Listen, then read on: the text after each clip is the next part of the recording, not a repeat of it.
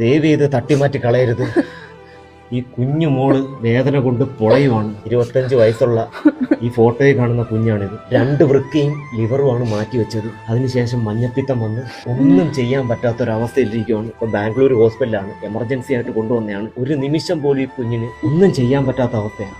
അമ്മ നെഞ്ചും വയറും തടവിക്കൊണ്ടിരിക്കുക, 24 മണിക്കൂറും കരഞ്ഞുകൊണ്ടിരിക്കുകയാണ്. പഠിച്ച് നല്ലൊരു ജോലി നേടണമെന്നായിരുന്നു ആഗ്രഹം. പക്ഷെ അസുഖം ഈ കുഞ്ഞിനെ തളർത്തിക്കളഞ്ഞു. നിങ്ങളെ കൊണ്ട് പറ്റുന്നത്, നമുക്ക് പോലും സംസാരിക്കാൻ പോലും പറ്റുന്നില്ല, നിങ്ങളെ കൊണ്ട് പറ്റുന്ന രീതിയിൽ നിങ്ങളൊന്ന് ഹെൽപ്പ് ചെയ്യണം. നമ്മൾ ഇതിനു മുമ്പ് ഒരു വീഡിയോ ചെയ്തായിരുന്നു, അതിനകത്ത് തുച്ഛമായ പൈസ കിട്ടി. ആ തുച്ഛമായ പൈസയും കൊണ്ടാണ് ഇപ്പൊ ഒരു ഹോസ്പിറ്റലിൽ വന്നത്. ആ പൈസ ഇന്നത്തോടെ തീരും. നിങ്ങളെ കൊണ്ട് പറ്റുന്നത് 1 രൂപയാലും കുഴപ്പമില്ല, 2 രൂപയാലും കുഴപ്പമില്ല. നിങ്ങളെ കൊണ്ട് പറ്റുന്നത് നിങ്ങൾ സഹായിക്കണം. മാക്സിമം വീഡിയോ ഷെയർ ചെയ്ത് കൊടുക്കണം. വേറെ ഒരു നിവൃത്തി ഇല്ലാത്തതുകൊണ്ടാണ് കാല് പിടിച്ച് പറയുവാണ്. ഒരുപാട് സംസാരിക്കാൻ പറ്റുന്നില്ല.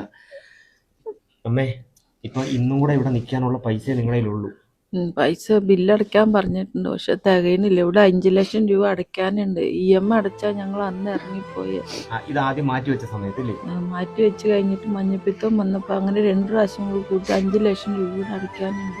മാസം അടയ്ക്കാന്നാ പറഞ്ഞ, കാശില്ലാണ്ട് എന്ത് ചെയ്യും? ഇപ്പൊ വേദന കൂടുമ്പോ വേറെ നമ്മുടെ അവിടുത്തെ ഹോസ്പിറ്റലിൽ കൊണ്ടുപോകുമ്പോ എന്തോ പറയുന്നത്? മെഡിക്കലിൽ കൊണ്ടുപോയപ്പോ കൊണ്ടുപോയിക്കോളാന്നാ പറഞ്ഞ.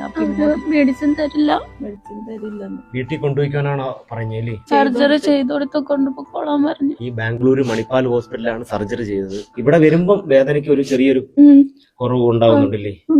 ദയവ് ചെയ്ത് ഈ കുഞ്ഞിനെ നിങ്ങളൊന്ന് സഹായിക്കും. എന്തോ ആഗ്രഹം എന്തോ നോക്കട്ടെ. എനിക്ക് വേദന ഇല്ലാണ്ട് ഒരു ദിവസം ഒന്ന് കിടക്കണമെന്നുണ്ട്. വേദനയില്ലാതെ ഒരു ദിവസം ഒന്ന് കിടക്കണമെന്നാണ് ഈ കുഞ്ഞിന്റെ ആഗ്രഹം. അത് മാത്രമേ ഉള്ളൂ. ദയവ് ചെയ്ത് നമ്മൾ ഓരോരുത്തരും സഹായിച്ചു കഴിഞ്ഞാൽ ഈ കുഞ്ഞിനെ രക്ഷിക്കാൻ പറ്റും. വേറെ ഒന്നും പറയാനില്ല. സഹായിക്കുമെന്ന് പ്രതീക്ഷയോടെ. എങ്ങനെയെങ്കിലും എന്റെ മോളെ ഒന്ന് സഹായിക്കണം, എല്ലാവർക്കും കൂടി ഒന്ന് സഹായിക്കണം.